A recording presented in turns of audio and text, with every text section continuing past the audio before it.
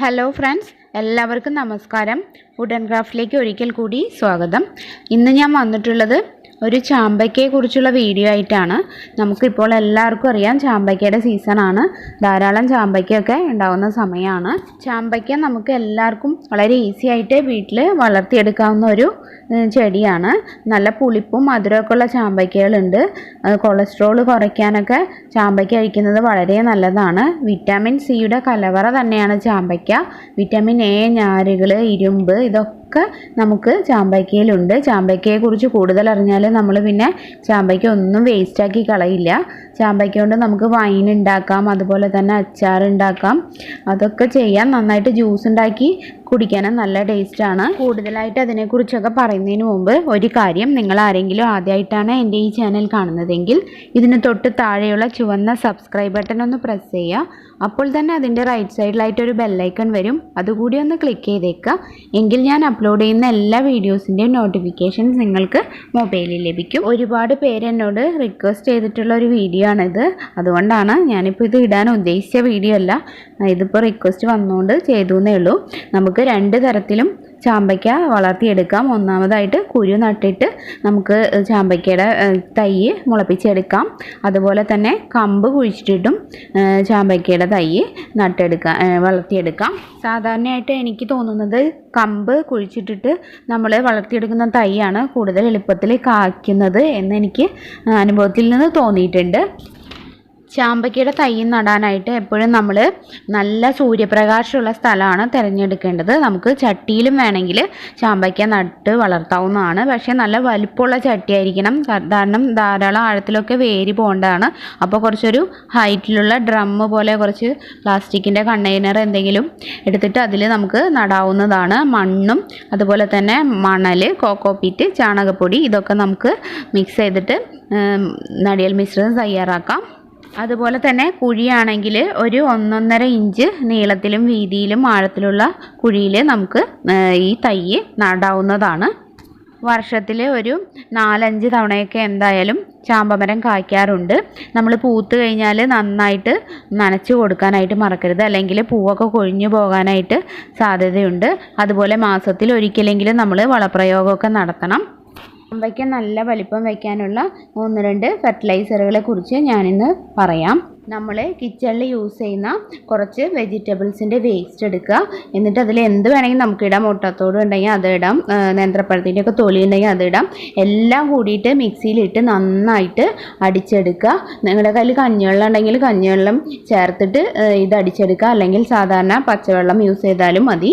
എന്നിട്ട് ഇത് നമുക്ക് കുറച്ച് നേർപ്പിച്ചിട്ട് കുറച്ചുകൂടി വെള്ളം ഒഴിച്ച് മിക്സ് ആക്കിയിട്ട് നമ്മുടെ ചാമ്പയുടെ കടയിൽ നിന്ന് കുറച്ച് നീങ്ങിയിട്ട് കുറച്ച് മണ്ണൊന്ന് മാറ്റിയിട്ട് അവിടെ ഒഴിച്ചു കൊടുക്കുക. എന്നിട്ട് അതിൻ്റെ മുകളിൽ വീണ്ടും കുറച്ച് മണ്ണിട്ട് കൊടുക്കുക.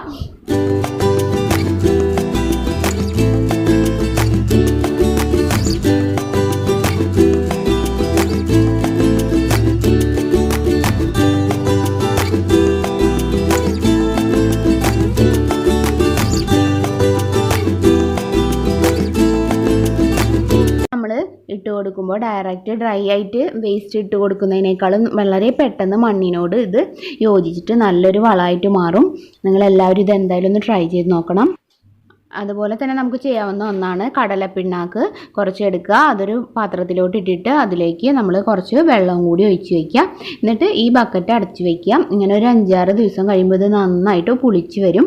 അപ്പോൾ അതിൻ്റെ തെളി ഊറ്റിയെടുത്തിട്ട് അതിലോട്ട് കുറച്ചധികം വെള്ളവും കൂടി മിക്സ് ആക്കിയിട്ട് നമുക്ക് ഇത് ചെടിയുടെ കടയിൽ നിന്ന് കുറച്ച് മാറിയിട്ട് നേരത്തെ ചെയ്ത പോലെ തന്നെ ഒഴിച്ചു കൊടുക്കുക. ഇതും നല്ല എഫക്റ്റീവാണ്. അതുപോലെ തന്നെ നമ്മുടെ നല്ല ചൂടുള്ള സമയത്ത് ഇതുപോലെ ചകിരി പീസാക്കിയിട്ട് നമുക്ക് അതിന് കടയ്ക്കൽ ഇങ്ങനെ വെച്ച് കൊടുക്കുകയാണെങ്കിൽ ചൂട് കുറയാനും അതുവഴി നമ്മുടെ ചാമ്പയ്ക്കകളൊക്കെ ചൂട് മൂലം കൊഴിഞ്ഞു പോവാണ്ടിരിക്കാനൊക്കെ ഇങ്ങനെ ചെയ്യുന്നത് വളരെ നല്ലതാണ്. ഇങ്ങനെ ആകുമ്പോൾ നമ്മൾ നനച്ച് കൊടുത്താൽ ആ നനവ് അതിൻ്റെ അടിയിൽ തന്നെ നിൽക്കും. അതുപോലെ തന്നെ നമുക്ക് നല്ല പച്ചിലകളും ഇതുപോലെ ഇതിൻ്റെ കടയ്ക്കൽ ഇങ്ങനെ ഇട്ട് കൊടുക്കാം. അപ്പോഴും നല്ല ചൂട് മൂലം ചാമ്പയ്ക്കകൾ കൊഴിഞ്ഞു പോകാതിരിക്കാനും പിന്നെ ഇത് നല്ലൊരു വളം കൂടിയാണ്. തന്നെ നമുക്ക് അരി കഴുകുന്ന വെള്ളം കളയാതെ ഒരു പാത്രത്തിൽ കളക്ട് ചെയ്തിട്ട് നമുക്കിത് ചാമ്പയുടെ ചോട്ടിൽ കൊണ്ട് ഒഴിച്ചു കൊടുക്കാം. അതുപോലെ തന്നെ യൂസ് ചെയ്യാവുന്നതാണ് കഞ്ഞിവെള്ളവും നമുക്ക് എല്ലാ ദിവസവും തന്നെ ഒഴിച്ചു കൊടുക്കാവുന്നതാണ്. ഇതൊക്കെ നല്ലൊരു വളങ്ങളാണ്. അതുപോലെ തന്നെ എല്ലാവരും പറയുന്ന ഒരു പ്രശ്നമാണ് പുഴു വരുന്നു എന്നുള്ളത്. എനിക്ക് തോന്നുന്നത് വെയിലുള്ള സ്ഥലത്ത്, നല്ല വെയിലത്ത് നിൽക്കുന്ന ചാമ്പ മരങ്ങളിൽ പുഴു കുറവാണെന്നാണ്. വെയിലുള്ള സമയത്ത് ഉണ്ടാകുന്ന ചാമ്പയ്ക്കയിലും പുഴുക്കൾ കുറവായിരിക്കും. പിന്നെ അതിനെന്താ ചെയ്യാന്ന് വെച്ചാൽ, നമ്മൾ ഇപ്പോൾ അതിനെന്തെങ്കിലും കീടനാശിനികളൊക്കെ തെളിക്കുകയാണെങ്കിൽ അത് ഒരുപാട് ആരോഗ്യ പ്രശ്നങ്ങൾക്ക് ഇടയാക്കുന്ന കാര്യമാണ്. പുഴു കളയാനാണെങ്കിൽ ഈ ഗന്ധകം പോലുള്ള വസ്തുക്കൾ പുകച്ചു നോക്കാവുന്നതാണ്. ഗന്ധകം എന്ന് പറഞ്ഞാൽ സൾഫറാണ്. വളം നിർമ്മിക്കാനൊക്കെ ഉപയോഗിക്കുന്നതാണ്. അത് പെട്ടെന്ന് ഇങ്ങനെ തീ പിടിച്ച് പുകഞ്ഞ് വരുന്നൊരു സാധനമാണ്.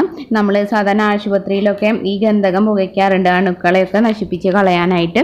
അതുപോലെ തന്നെ നമ്മുടെ വളം നിർമ്മാണത്തിനും കുമിൾനാശിനികൾ, ഡിറ്റർജൻറ്റ്, ഇതിനൊക്കെ നിർമ്മാണത്തിന് ഈ സൾഫർ യൂസ് ചെയ്യാറുണ്ട്. നിങ്ങളതൊന്ന് ട്രൈ ചെയ്ത് നോക്കൂ. ഇപ്പോൾ ചാമ്പയ്ക്കയെ കുറിച്ച് ഒരുവിധം എല്ലാ കാര്യങ്ങളും ഞാൻ ഈ വീഡിയോയിൽ കവർ ചെയ്തു എന്നാണ് ഞാൻ കരുതുന്നത്. ഇപ്പോൾ തന്നെ ഒരുപാടായി. ഇനി ഇപ്പോൾ ഇതിൽ പറഞ്ഞ കാര്യങ്ങളൊക്കെ നിങ്ങളൊന്ന് ട്രൈ ചെയ്ത് നോക്കുക. ചാമ്പയ്ക്ക ഒരാളും വെറുതെ കളയരുത്. അത് എല്ലാവരും ഉപയോഗപ്പെടുത്താനായിട്ട് ശ്രമിക്കുക. ഇനി അപ്പോൾ നിങ്ങളെല്ലാവരും വീട്ടിലൊരു ചാമ്പയുടെ തൈ വെച്ച് പിടിപ്പിക്കാനായിട്ട് നോക്കുക. അത് മാക്സിമം യൂസ് ചെയ്യാനായിട്ട് ശ്രമിക്കുക. നമുക്ക് പ്രകൃതി തരുന്ന ഇത്തരം നല്ല ഫ്രൂട്ട്സൊക്കെ നമ്മൾ മാക്സിമം യൂസ് ചെയ്യണം. അപ്പോൾ ഇതിൽ പറഞ്ഞ ഈ കാര്യങ്ങളൊക്കെ ഒന്ന് ശ്രദ്ധിക്കുകയാണെങ്കിൽ എല്ലാവർക്കും നന്നായിട്ട് ചാമ്പയ്ക്ക ഉണ്ടാക്കിയെടുക്കാനായിട്ട് കഴിയും. അപ്പോൾ നിങ്ങൾക്ക് ഈ വീഡിയോ ഹെൽപ്ഫുള്ളായി കാണുമെന്ന് വിചാരിക്കുന്നു. ഹെൽപ്ഫുള്ളായി എന്ന് തോന്നുകയാണെങ്കിൽ തീർച്ചയായും ഒന്ന് ലൈക്ക് ചെയ്യുക. ഫ്രണ്ട്സിനും റിലേറ്റീവ്സിനൊക്കെ ഒന്ന് ഷെയർ ചെയ്ത് കൊടുക്കുക. എന്തെങ്കിലും ഡൗട്ട് ഉണ്ടെങ്കിൽ താഴെ കമൻറ്റ് ചെയ്യുക. കൂടുതൽ നല്ല നല്ല വീഡിയോസിനായിട്ട് ഈ ചാനലൊന്ന് സബ്സ്ക്രൈബ് ചെയ്യുക, സപ്പോർട്ട് ചെയ്യുക. താങ്ക്